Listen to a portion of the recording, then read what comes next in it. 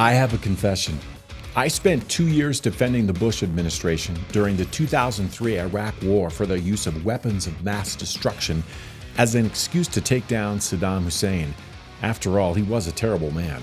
And there's no way the entire federal government would lie to the American people about WMD, except that they did. I had to admit, I got played. So I was faced with a decision. Either I continue to support a president and the Washington, D.C. ruling class who lied to me, or learn to be skeptical, if not downright cynical, of everything that comes out of Washington, D.C., including the mainstream media, who were all too eager to spike their ratings with made-for-TV live hits in a war zone. The turning point was the realization that there is a deep state, a ruling class who manipulates the American people to advance their own agenda. And that brings us to the Durham report. John Durham was the special prosecutor tasked with answering the question, was the Trump-Russia collusion narrative a legitimate investigation or fake news? It took him over 300 pages to include all the receipts. Add it all up, and you have what amounts to the greatest hoax ever perpetrated on the American people. As Senator Mike Lee wrote on Twitter, when federal law enforcement agencies can undertake such a brazen effort to frame someone they don't like to throw the outcome of an election and then remain largely protected for 7 years thereafter, popular sovereignty in America is under serious attack.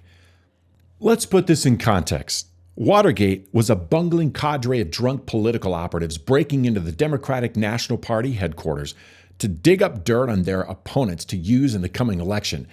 They failed miserably, and a sitting president was forced to resign. In the summer of 2016, CIA Director John Brennan briefed then-President Barack Obama with Vice President Joe Biden, FBI Director Jim Comey, Attorney General Loretta Lynch, and others in the White House Oval Office that Hillary Clinton had launched a plan to, quote, vilify Donald Trump by stirring up a scandal claiming interference by the Russian security services. Rather than reject the nonsense, the Obama-Biden administration greenlit the made-for-Hollywood script. Dare I say it, we can finally say with absolute certainty that the Russia collusion hoax was worse than Watergate. 7 years later, our country has never been more divided, with millions of Americans not knowing what or who to believe. But here's the good news. Experiencing a reckoning with the truth can be the most freeing experience of your life. Putting your faith in a person or government to solve the world's problems without holding them responsible for upholding integrity and truth is a recipe for delusion and division. Gradually, you will succumb to temptation because it confirms your political preferences, and you will abandon truth, even reality, to seek solace in the comforting embrace of delusion. Or you'll find someone else to blame, even if it means losing friends or disowning family members. It's true. Fake news breeds delusion and division. Look, I get it. Learning that someone you trusted betrayed you, even manipulated you, is like a punch to the gut. You need a chance to catch your breath. Then you have to wrestle with the reckoning of truth. I'm a better person for it. I had to humble myself to realize I put too much blind faith in our federal government and a Republican president.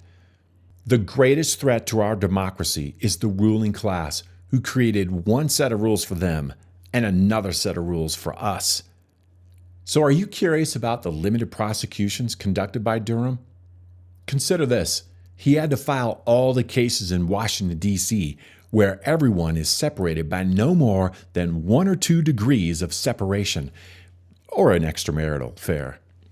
Truly, the fox is guarding the henhouse. Our nation is at a crisis point, and in that sense, Joe Biden is correct.